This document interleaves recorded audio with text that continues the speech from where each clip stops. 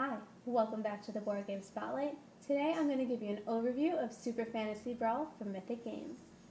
The Wizards have solved all the problems of Fabulosa and are bored. They decided to go back in time and get the best warriors to fight against each other and see who really was the best. Over time this became a sport and a council was created to oversee the brawls. Each year the best teams of champions compete in the Super Fantasy Brawl. So let's go to the table and I'm going to tell you about it.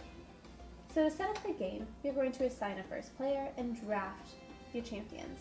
There are 3 on each team. The second player is actually going to go first, drafting 1, and then you'll go back and forth until both teams have 3. You will then take the cards for your champion, shuffle them into one deck. You're also going to place traps out there. Each player will place 2. The first player will go first, placing 2. The second will place them on the symbols on the board. You will then draw 5 cards into your hand. You can look at them. If there are any that you do not like, you can simply discard them and draw back up to 5. You may do that once. Second player will do the same, and then you will place your champions in your side. You can place them wherever you like. You are now ready to Super Fantasy Brawl.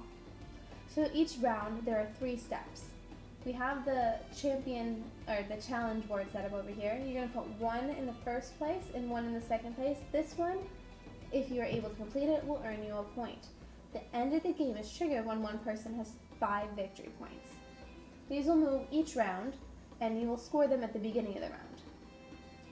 Once the game is set up, you will have 3 steps each round. The first player's turn, the second player's turn, and adjusting the challenge track.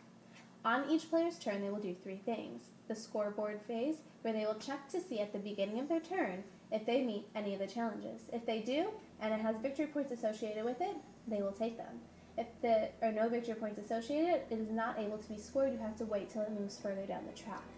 Next, we have the activation phase. This is where you will exhaust your cores, these 3 tokens, to play cards from your hand and activate your champions. Your opponent may play reaction cards, which will mess up your strategy, but it also costs some of their core, which they will then not be able to use on their turn.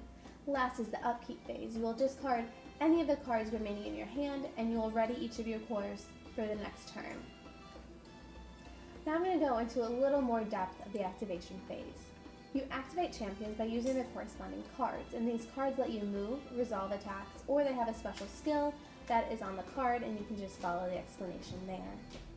You may use the same action more than once if you have a corresponding core to do so. An action card must be fully resolved before moving on to the next one. So we have the blue, yellow, and red cores. We have blue, yellow, and red cards. You have to have the corresponding core that matches the card. You can also use these to take basic actions. You can use any core, flip it over to move 2. Any champion you can move 2. The blue core can also be used to move 1 and to plan. So planning is taking one of the cards in your hand and putting it on top of the deck so that you know it will be available for the next turn. You can also use the yellow to heal 1 and move 1, or you can use the red to move 1 and deal 1 damage to an adjacent enemy. So it's important to note that in this game, your enemies will never die. As soon as they reach their limit of health, the wizards will teleport them out, heal them, and bring them back. Because remember, we brought them from the past. We don't want to kill them. We want to return them to their own timeline safely. Okay. So we have things like, if we do this double strike, this would be, and the cards all correspond to characters. So this is Su Chao. I hope that I pronounced their names correctly. They are very diverse, and I love that about this game. So if he was out here, he would attack whoever was directly in front of. So this would be Tu Chao versus Durin. So I would choose my movement, if any. This one does not have movement. I would choose to attack, which I am going to. If you choose not to attack, that would just simply end the turn. I resolve any pre-attack abilities. Before the attack, I can dash 2, so I could move up to 2 spaces in a straight line. I'm right in front of him. I don't need to do that. I'm going to declare the target. I already did. That's Durin. Reactions are played. If he had something that would bolster his defense, he could play that now and let me know beforehand. We are then going to target the defense. So I am dealing 2 here. There is 0 defense on his card, so he would take all 2 of those damage.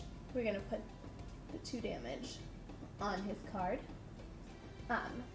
that's resolving the damage. We're then going to do post-attack abilities from reactions, which would be his card. He did not play one. And then post-attack abilities from the action card. This says after the attack double, so I would double the damage it was dealt.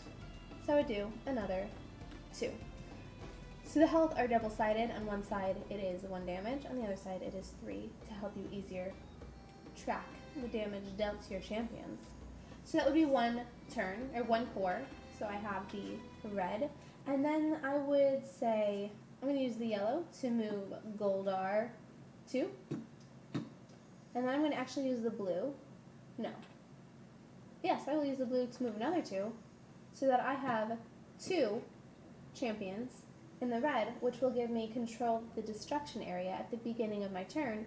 If at the beginning of the turn, both of my champions are in there and they have the majority, I would then be able to take this card and score the victory points. You also score a victory point if you knock out one of your enemies. So after I've taken all 3 of my actions, I would discard my hand and I'm going to go to the upkeep phase. So I'm going to, like I said, discard any remaining cards. I would then redraw up to 5. I will also ready my 3 cores so that they are available on my opponent's turn. I can play a reaction card by using them, but it does mean it would take it away from my turn. I would only have 2 available to me instead of 3. So you want to think long and hard about whether it's worth it to take less actions on your turn to defend yourself on someone else's. Because remember, if your champion is knocked out, they are not killed, they would simply go to the waiting area, and then you would spend a movement or a card to bring them back in and then use them as normal. After my opponent has taken their turn, it would go back to me, but first we would have to move the challenge cards down the track. We would then check to see on my turn if I've, we gotta put a new one out.